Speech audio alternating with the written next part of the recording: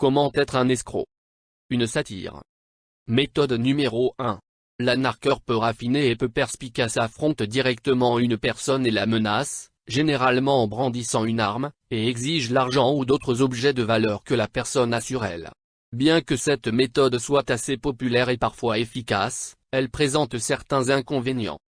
Par exemple, confronter quelqu'un en personne représente un risque important pour vous, l'arnaqueur, même si vous ne vous en prenez qu'à des individus plus petits et plus faibles, vous ne savez jamais s'ils peuvent être armés. En outre, l'utilisation de cette approche directe présente une forte probabilité que, tôt ou tard, vous soyez reconnu, traqué et puni, que ce soit par la victime, un passant ou la police. Et après avoir commis le crime, vous aurez ce que vous aurez. Ce que votre victime avait sur elle et c'est tout. Un coup unique généralement avec un prix indéterminé, peut être même rien. Méthode numéro 2. Un moyen un peu plus efficace d'être un malfaiteur est de s'introduire dans les maisons quand il n'y a personne et de voler ce que vous pouvez. Bien qu'il y ait une certaine chance que vous soyez remarqué et confronté, le risque est beaucoup plus faible. Et la maison typique est susceptible de contenir beaucoup plus d'objets de valeur que ce que la personne ordinaire porte sur elle. Néanmoins, il y a toujours des risques et une forte probabilité que vous laissiez derrière vous des preuves, empreintes de pas, empreintes digitales, etc., qui pourraient vous attirer des ennuis par la suite. Méthode numéro 3. L'arnaqueur plus sophistiqué évite complètement le risque de confrontation violente, en utilisant la fraude et la tromperie plutôt que les menaces directes et la violence. Par exemple, vous pouvez appeler des petites vieilles dames et les inciter à vous donner leur numéro de carte de crédit. Ou mettre en place un système de vente par correspondance qui collecte de l'argent et disparaît comme par magie. Le risque personnel pour vous, en particulier le risque d'être attaqué physiquement par la victime visée, diminue considérablement. Cependant, vous pouvez toujours vous faire prendre et chaque fois, c'est un coup unique. Vous obtenez ce que vous obtenez, et vous courez le risque d'avoir des problèmes, un crime à la fois. Méthode numéro 4. L'étape suivante consiste à créer des fraudes continues.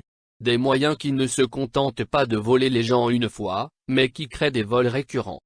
Si, par exemple, vous persuadez de vieilles dames de vous donner leur numéro de carte de crédit au lieu de faire des achats rapides, vous pouvez organiser une série de vols plus petits et répétés.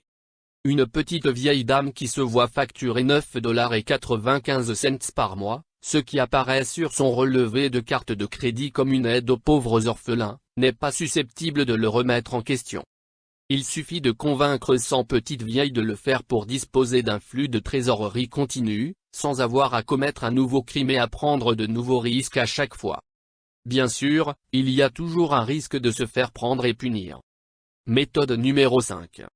Une méthode de vol bien meilleure que toutes celles évoquées jusqu'à présent est la contrefaçon. Bien qu'elle nécessite de sérieuses ressources techniques et logistiques, elle présente d'énormes avantages.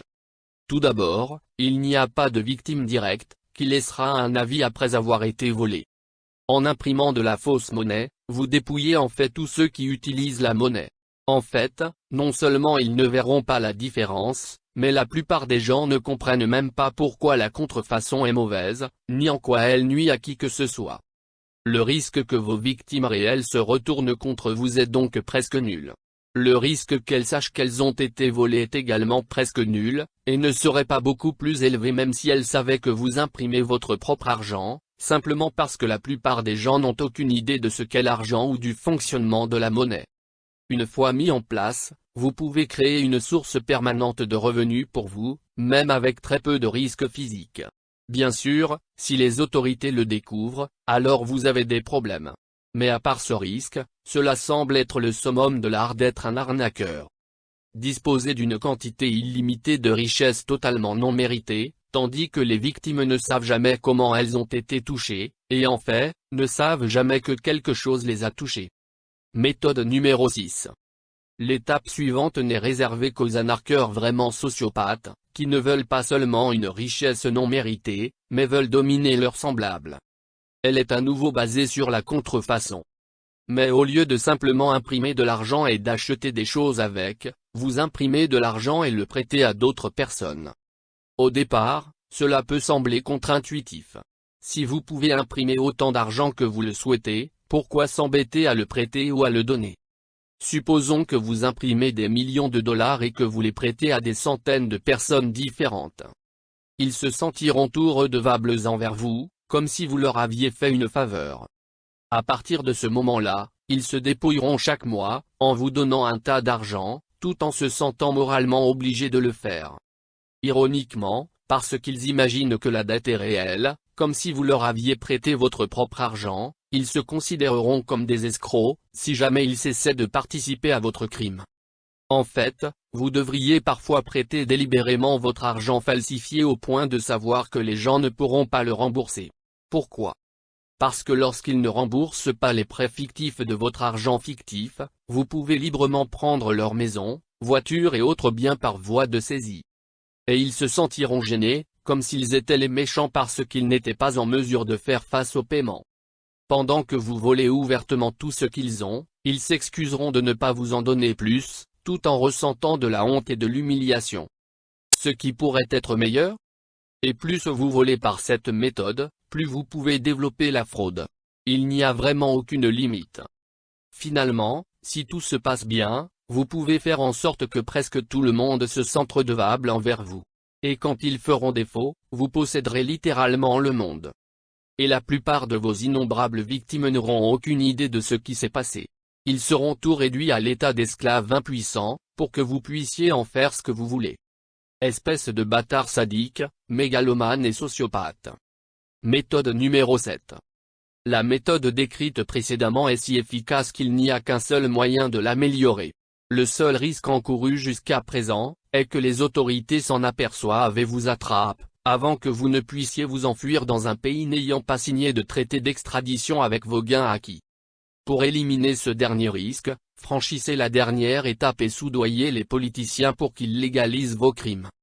Lorsque les autorités ont donné leur bénédiction législative officielle, à vos fraudes massives et perpétuelles, et auront même offert d'envoyer leurs mercenaires pour vous protéger contre vos victimes, si jamais l'une d'entre elles se rendait compte de ce que vous faites, alors vous serez l'escroc suprême du monde. Toutefois, vous ne pouvez pas accomplir cela. Vous ne serez jamais le super arnaqueur qui possède le monde. Pourquoi pas? Parce que quelqu'un d'autre l'a fait avant toi. Aux États-Unis, on les appelle la Réserve fédérale. Elles tiennent le Congrès qui a légalisé leur fraude en 1913. Depuis lors, par le biais de leur système bancaire à réserve fractionnaire politiquement sanctionné, un terme sophistiqué pour la contrefaçon légalisée, ils ont volé plus de milliers de milliards de dollars et d'actifs, que vous ne pouvez l'imaginer. Le crime est si parfait, qu'ils le font au grand jour, en avouant tous les détails du plan. Quand la Réserve fédérale fait un chèque, elle crée de l'argent. Et pourtant, seule une infime partie de leurs victimes ont la moindre idée de ce qui s'est passé, ou même la moindre idée que quelque chose de désagréable s'est produit. Cependant, si une brochure comme celle-ci devenait virale, de sorte que les victimes de cette fraude comprennent tout ce qui leur est arrivé, eh bien, ce qui se produirait ensuite reste à voir. Il est bon que les gens de la nation ne comprennent pas notre système bancaire et monétaire, car s'ils le comprenaient, je crois qu'il y aurait une révolution avant le lendemain matin. Henry Ford.